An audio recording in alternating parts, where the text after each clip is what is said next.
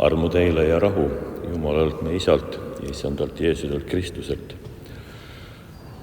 Tänase kiriku aasta viimase pühapäeva jutluse aluseks on meile antud kirjakoht Matteuse rõõmusõnumi 25. peatüki 31. salmist kuni lõpuni. Aga kui inimese poeg tuleb oma kirkuses ja kõik inglid temaga, siis ta istub oma kirkuse troonile.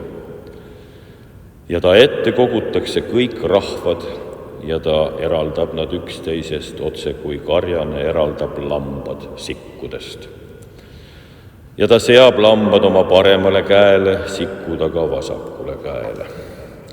Siis ütleb kuningas oma paremal käel olijatele: tulge siia, minu isa õnnistatud, pärige kuningriik, mis teile on valmistatud maailma rajamisest peale. Sest mul oli nälg ja te andsite mulle süüa, mul oli janu ja te andsite mulle juua. Ma olin kodutu ja te võtsite mu vastu. Ma olin alasti ja te riietasite mind. Ma olin haige ja te tulite mind vaatama. Ma olin vangis ja te tulite mu juurde. Siis vastavad õiged talle: Issand, millal me nägime sind näljasena ja toitsime sind või janusena ja jootsime sind? Millal me nägime sind kodutuna ja võtsime su vastu või alasti ja riietasime sind? Millal me nägime sind haigena või vangis ja tulime su juurde? Ja kuningas vastab neile: tõesti, ma ütlen teile, mida te iganes olete teinud kellele tahes mu kõige pisematest vendadest, seda te olete teinud mulle. Siis ta ütleb ka vasakul käel olijatele: minge ära minu juurest, te ära neetud igavesse tulle, mis on valmistatud kuradile ja tema inglitele, sest mul oli nälg ja te ei andnud mulle süüa, mul oli janu ja te ei andnud mulle juua, ma olin kodutu ja te ei võtnud mind vastu, ma olin alasti ja te ei riietanud mind, ma olin haige ja vangis ja te ei tulnud mind vaatama. Siis vastavad ka need: Issand, millal me nägime sind näljasena või janusena või kodutuna või alasti või haigena või vangis ja ei ole sind teeninud?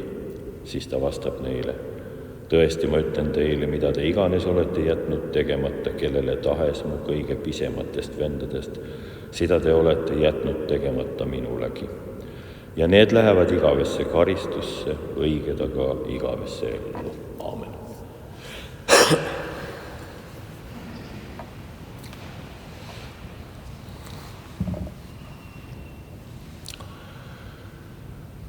Üks mõistulugu alguseks, nagu ikka. Kunagi ammusel ajal oli ühel üksikul saarel keset suurt laia merd kogutud kokku igasugused tunded ja väärtused. Ja niimoodi nad seal koos elasid, aga ühel hetkel juhtus see, et see saar hakkas merepõhja vajuma. Ja sealsetel elanikel tuli põgeneda saarelt.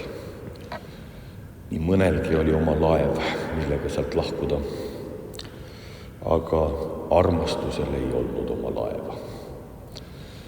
Ta püüdis saada ühe ja teise kaaslase laeva peale, aga igal ühel oli oma põhjendus, miks ta teda kaasa ei saa võtta. Lõpuks, kui ta seal niimoodi nõutuna oli, kõik olid juba läinud, tuli üks hall vanamees ja ütles, et tule istu minu paati.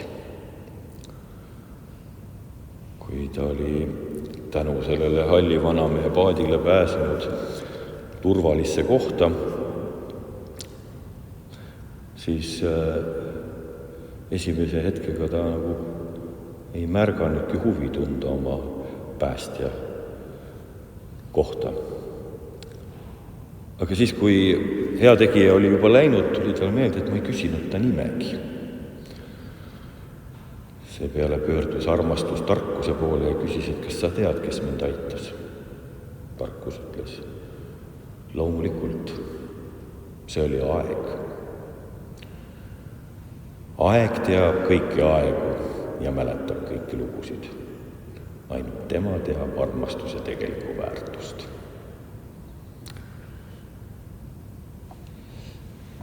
Tänane lugu on võib-olla natukene järjejutt eelmise pühapäeva jutlusele, mida Randar Tasmut siin pidas. Ta rääkis perspektiivist 10 neitsi looga seoses. Ja ka mina tahaks rääkida perspektiivist.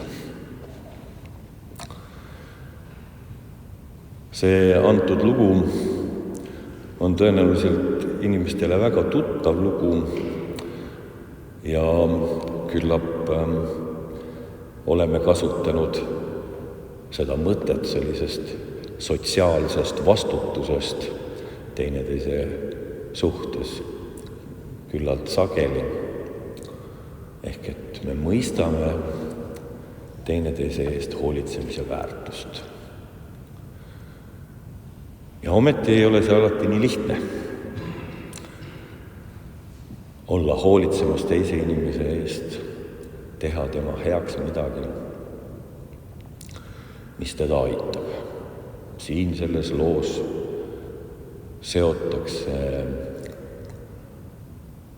meie tegevus, meie valikud igavikulisse perspektiivi.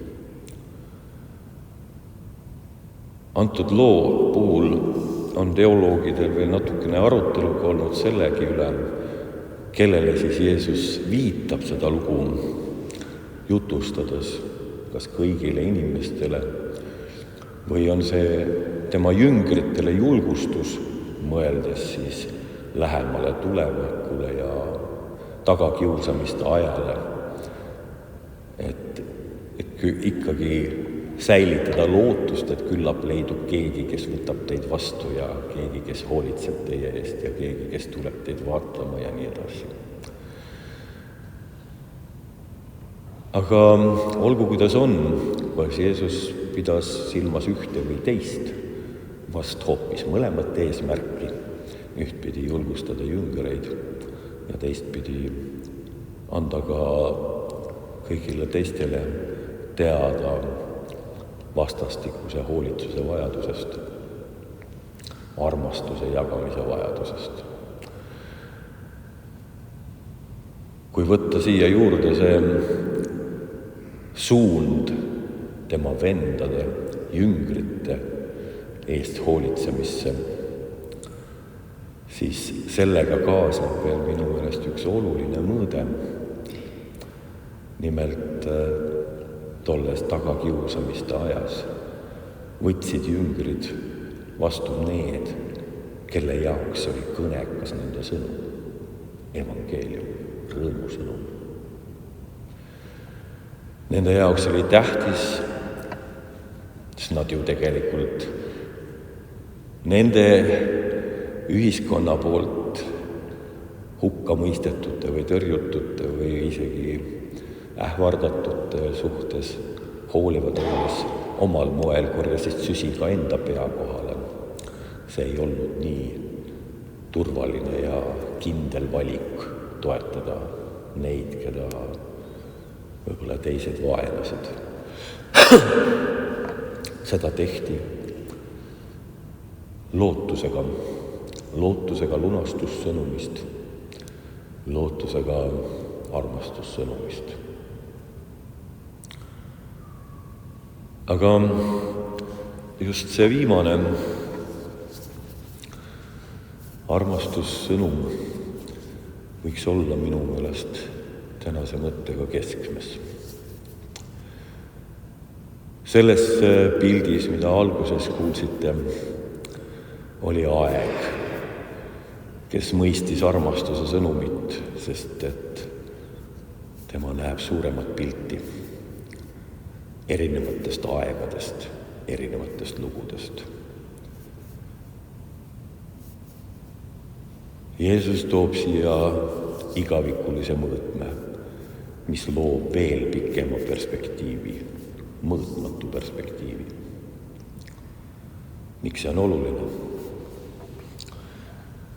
Kui me usume, et Jeesuse õpetus ka selles kirjakoha tekstis on midagi olulist, see vastutus, hoolitsus ligimise eest, teise inimese eest, siis ju tekib ikka küsimus, miks see meil sageli ei õnnestu.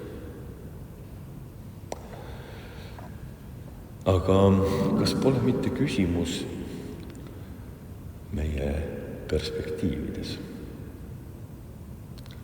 Õigupoolest siis perspektiivi kadumises.